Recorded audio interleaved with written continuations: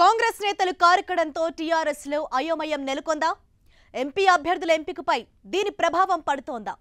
3 parliament నియోజకవర్గాల అభ్యర్థుల ఖరారుపై dilemma ఏర్పడిందా? Sabitha ఆమె కుమారుడు కార్తీక్ టీఆర్ఎస్ లో చేరిన తర్వాత ఎలాంటి పరిస్థితులు ఉండే అవకాశం ఉంది?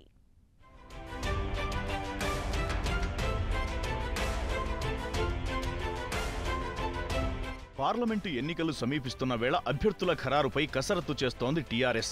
అలాగే కారెక్కేందుకు ఆసక్తితో ఉన్న కాంగ్రెస్ నేతలకు కండువా కప్పేసి పార్టీలోకి ఆహ్వానిస్తోంది.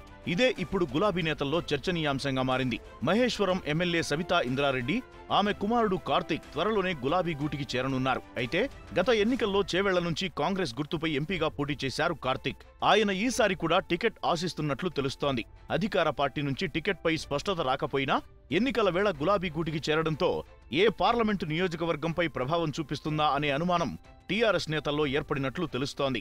గులాబీ బాస్ కేసీఆర్తో భేటీ సమయంలోనే రాజకీయ భవిష్యత్పై సబితా ఇంద్రారెడ్డి స్పష్టమైన హామీ తీసుకుని ఉంటుందని టీఆర్ఎస్ నేతలు అంచనా వేస్తున్నారు. తనకంటే కూడా కుమారుడి కెరీర్ కీలకం అనే అభిప్రాయాన్ని కేసీఆర్ ముందు వెల్లడించినట్టు తెలుస్తోంది.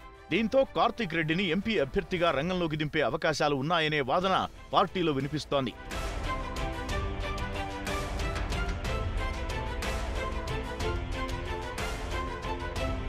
చేవెళ్ల నుంచి రంజిత్ రెడ్డి పేరును కేసీఆర్ దాదాపుగా ఖరారు చేశారని పార్టీ వర్గాలు చెప్పే మాట. ఇదే సమయంలో సబిత టీఆర్ఎస్ లో చేరుతుండటంతో ఆ నియోజకవర్గం నుంచి కార్తీక్ పేరు వినిపిస్తోంది. అదే జరిగితే రంజిత్ రెడ్డికి సికింద్రాబాద్ లేదా మల్కాజ్గిరి నియోజకవర్గాల్లో పోటీ చేయించే అవకాశముందని నేతలంటున్నారు. అయితే సికింద్రాబాద్ నుంచి తలసాని తనయుడు సాయి కిరణ్, మేయర్ బొంతు రామ్మోహన్ సతీమణి శ్రీదేవి టికెట్ ఆశిస్తున్నారు.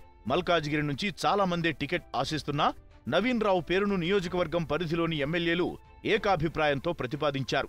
దీంతో అదే పేరు ఖరారు కావచ్చనే ప్రచారం జరుగుతోంది.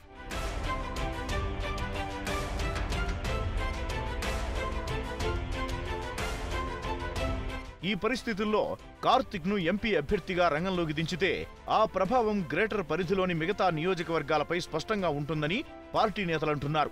దీంతో టికెట్లు దక్కుతాయని ఇన్నాళ్లు ధీమాగా ఉన్న నేతలు తమ అంచనాలు ఎక్కడ తలకిందులవుతాయో అని టెన్షన్ పడుతున్నట్టు తెలుస్తోంది.